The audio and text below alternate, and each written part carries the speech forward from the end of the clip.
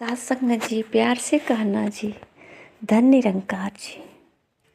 सत्संग जी, सतगुरु की बाणी है, हे सर्वज्ञ कोई भी तेरा पा नहीं सकता पार। छोटी सी बुद्धि मानव की, विशाल तू निराकार। मन बुद्धि से परे है तू तो, तुझे समझना मुश्किल है। रोम रोम में बसने वाले, तुझे परखना मुश्किल है ना। सत्संग जी, परमात्मा को सब याद करते हैं।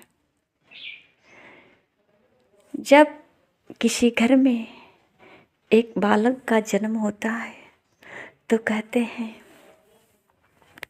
प्रभु की कृपा है जो एक बालक का जन्म हुआ है। वहाँ कहते हैं कि लड़की पैदा होती है या लड़का पैदा होता है तो कहते हैं कि ये तो प्रभु की मर्जी है, लड़का हो या लड़की हो, देने वाला तो प्रभु है। या कहीं मृत्यु होती है तो कहते हैं ये प्रभु की मर्जी है, जब चाहे सब ले ले, इसमें कोई रोक नहीं सकता। सत्संग जी, जन्म और मृत्यु ही नहीं बल्कि ये बीच का जो यात्रा है ना, ये सब परमात्मा की मर्जी से ही होती है। इसमें कोई दो राय नहीं कि ये हमारी मर्जी से चलती है, सब परमात्मा की मर्जी से चलती है। हमारी मर्जी तो कभी ऐसा होता है कि चाहते हैं कि हम पड़ोसी को आँख से ना देखें, पर वो आँख के सामने ही होता है क्योंकि प्रभु की मर्जी है। सत्संग जी, हमारी मर्जी तो कभी ऐसा होता है, हम कभी कभी तो परमात्मा से ऐसा मांग भी रख लेते हैं कि किसी की नुकसान हो, हमारा भला हो। पर जिसका भला होना है, परमात्मा को जिसका भला करना है, अगर हम उसका नुकसान चाहते हैं तो क्या परमात्मा हमसे खुश होंगे? क्या हमारी भक्ति सफल होगी? हम विनती प्रार्थना करते हैं, परमात्मा का आह्वान करते हैं कि हे प्रभु, किसी की नुकसान हो, हमारा कल्याण हो। तो अगर उसका नुकसान नहीं होना है, हमें तो नहीं पता ना कि उसके जीवन में क्या है। अगर उसके जीवन में फायदा ही फायदा हो, हम नुकसान चाहते हैं, हम नुकसान करने पे जुड़े हैं और परमात्मा से प्रार्थना भी करते हैं, तो क्या परमात्मा हमारी प्रार्थना को स्वीकार करेंगे? ये हमारा समय जो है व्यर्थ जाएगा या कुछ इसका अर्थ आएगा? नहीं आएगा, क्योंकि हमें पता नहीं कि जिसके लिए हम बुरा चाहते हैं उसके जीवन में क्या है, परमात्मा उसके जीवन में क्या करने वाले हैं। अगर हमारा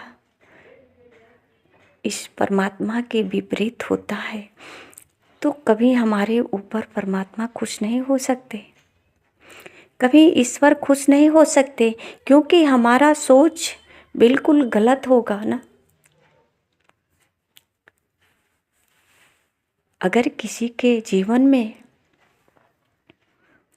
हमारे इच्छा के विरुद्ध हो रहा है तो हम तो करने वाले नहीं हैं। अगर हम करना चाहते हैं, हमारे विरुद्ध हो रहा है, तो इसमें परमात्मा की मर्जी होगी। तो हम क्यों चाहते हैं कि हम ईश्वर से भी विरोध करें, उससे भी विरोध करें? यही हमारी कर्मों का जो है दंड होता है, जो हमारा सोच नेगेटिव होता है। हम किसी के प्रति उपकार नहीं कर सकते तो उसके लिए कभी बुरा न सोचें, क्योंकि जब करने के लिए हमारे अंदर से प्रेरणा नहीं जागती है, तो प्रयास यही रहे कि बुरा भी सोचने की अंदर से कोई भाव ना आए, प्रेरणा ना आए, किसी की बुरा हमारे सोच से भी ना हो, हमसे ना हो। सत्संग जी, ऐसा ध्यान तब हो सकता है जब हमें संतों के बीच रह करके ये कण-कण में विराजमान परमात्मा को जानेंगे। सत्संग जी,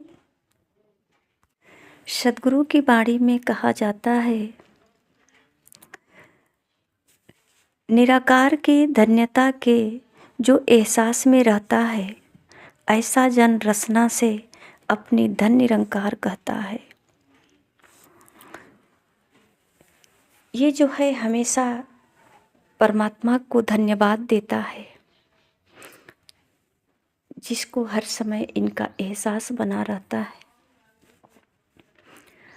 और कहते हैं कि वैसे तो निराकार प्रभु ये कुल संसार चलाता है, लेकिन देखो कितना ठहरा हुआ नज़र खुद आता है। तो जिसका नाता जुड़ जाता है, जिसका ध्यान निराकार से जुड़ जाता है ना, ये इसी के जैसे ठहरा हुआ एक रस में अपना जीवन व्यतीत करता है। इसके लिए ना किसी के प्रति बुराई की इच्छा जागती, न भलाई की। जो होता है उसे परमात्मा का रजा मानकर राजी रहते हैं। अगर किसी को एक गिलास पानी भी पिलाते हैं तो यहाँ भी परमात्मा को ही एहसास करते हैं कि आज ये सेवा जो मिली है, एक गिलास पानी पिलाने का, ये जो है प्रभु की मर्जी थी। तो यहाँ भी धन्यवाद देते हैं कि धन्यवाद प्रभु, जो आज हमारे हाथों से किसी की प्यास तो बुझी। यहाँ ये नहीं कहते, यहाँ अहंकार भी नहीं होता।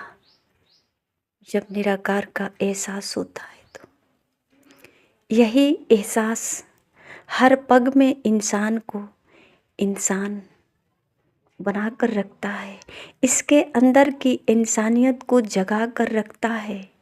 ये पूरे होश हवासों में अपने हर एक कर्म को करता है, हर एक पग को आगे बढ़ाता है, जाग करके, एहसास करके, बिल्कुल होश में।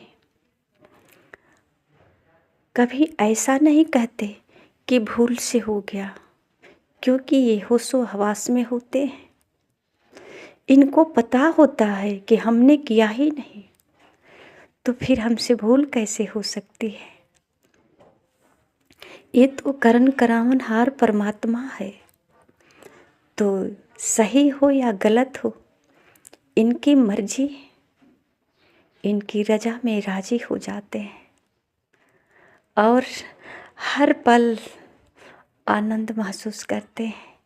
ये जो जन्म से मृत्यु का बीच का जो यात्रा है ना, मानो एक नदी में नाव है, नाव में बैठ करके इस नदी के लहरे का आनंद उठा रहे हैं।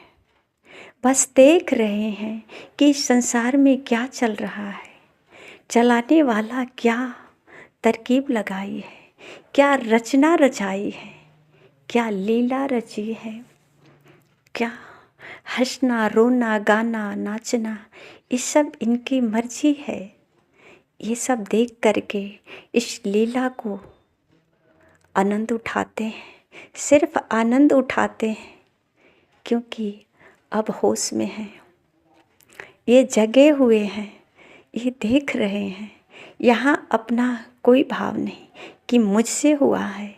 अगर मुझसे होता तो कहीं अहंकार आ जाता, जब अच्छा होता तो।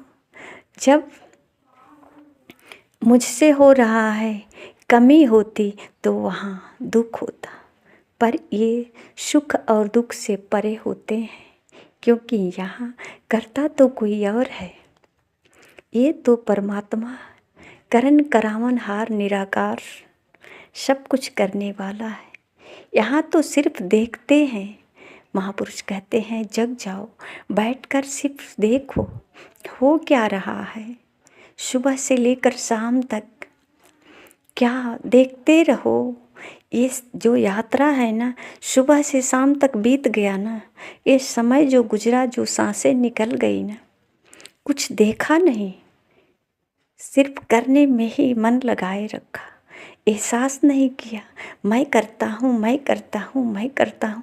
करते करते सुबह से शाम बीत गई। अब कष्ट तो होगा ही, क्योंकि सुबह से शाम तक मैं ही तो करता रहा, कोई छुड़ाने नहीं आया। बहुत कष्ट हुआ। और जब जग जाते हैं, सतर्क हो जाते हैं, तो करते नहीं, सिर्फ देखते हैं। और देखते हैं तो जिस तरह से नाटक करने वाले बच्चे जो नाटक में भाग लेते हैं ना, उसको कष्ट होता है। वो हमेशा डरता है कि कहीं हमारा रोल गलत ना हो जाए। हम कैसे करें कि दर्शक देखने वाले अच्छा कहें, चाहे वो रोल जैसा भी हो, दुष्ट का हो, वकील का हो, डॉक्टर का हो, मास्टर का हो, राजा का हो, जैसा भी हो, पर अच्छा हो। अगर दुष्ट का ही रोल है तो इतना दुष्टई करें, इतना दुष्टई करें कि ये लोग भड़क जाएं, क्रोधित हो जाएं, बल्कि ईंटा पत्थर उठा ले मारने के लिए। तब समझ में आ जाएगा कि लगता है रोल अच्छा हुआ है। तो सासंग जी, इस तरह का देखने वाले, महापुरुष कहते हैं देखने वाले बन जाओ कि ये कर क्या रहा है, कितना अच्छा रोल करता है। देखने वाले जब बन जाते हैं तो यहाँ कोई टेंशन नहीं, आराम से कुर्सी पे बैठ जाते हैं और देखते हैं क्या नाटक चल रहा है। ये फलाने का लड़का है, ये फलाने का लड़का है, ये किस तरह का नाटक करता है, ये किस तरह का नाटक करता है। सब देखने में जितना आनंद आता, हो सकता है नाटक करने में उतना आनंद ना आए, क्योंकि टेंशन है ना, दिमाग में ये बैठा है कि कहीं हार ना हो जाए, कहीं गलती ना हो जाए। हर समय ये ध्यान उस तरफ है, बिगड़ने बनने की चाहत है, कुछ हौसला है, कुछ उम्मीदें है, इसमें जो है ध्यान भटक रहा है ना। और जो देखने वाला है, इसकी कोई चाहत नहीं, कोई उम्मीद नहीं, इसको तो सिर्फ देखना है। पड़ोसी का लड़का है, डाकू का रोल किया है, कोई फर्क नहीं पड़ने वाला। कुछ समय के लिए डाकू का रोल किया है, फिर ये पड़ोसी का लड़का ही हो जाएगा। डॉक्टर का रोल किया है, बस हमें ये देखना है कि ये डॉक्टर के रोल में कैसे कैसे कर रहा है, कहीं डॉक्टर का रोल पूर्ण रूप से कर रहा है। अगर अच्छा करे या नहीं करे, हमें तो केवल देखना है, आनंद उठाना है। इसी प्रकार सासंग जी, जो मनुष्य सद्गुरु के चरणों में आकर के अपना आत्म तत्व का बोध कर लेता है, सिर्फ देखता है, करता नहीं है। यहाँ कहते हैं कि परम पिता परमात्मा कड़ कड़ तेरा वास, करन करावन हार तू सब कुछ तेरे पास। यहाँ ऐसा भाव आता है, ये करन करावन हार परमात्मा होता है। यहाँ अब भ्रम नहीं है, कोई टेंशन नहीं है, कोई विरोध नहीं है, क्योंकि परमात्मा कर रहा है। ऐसा भाव प्रकट होता है तो सिर्फ आनंद ही आनंद मिलता है।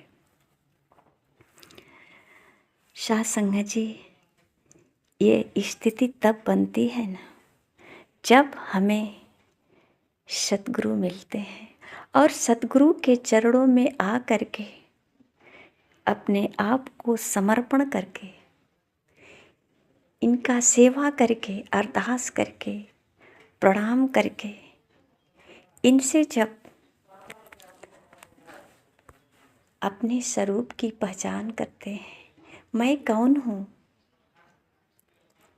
क्या मैं इस संसार में जो हो रहा है मैं कर रहा हूँ या मेरे माध्यम से कोई और कर रहा है, इतना तो कह लेते हैं कि परमात्मा कण-कण में है।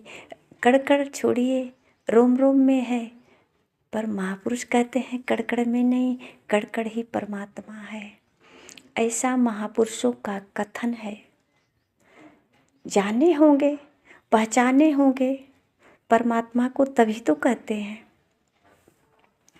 सत्संग जी, कभी हम भी जानने का प्रयास करें, पहचानने का प्रयास करें, शायद इससे मानव जीवन में सफलता प्राप्त हो। सत्संग जी, प्यार से कहना। धन्य निरंकार जी।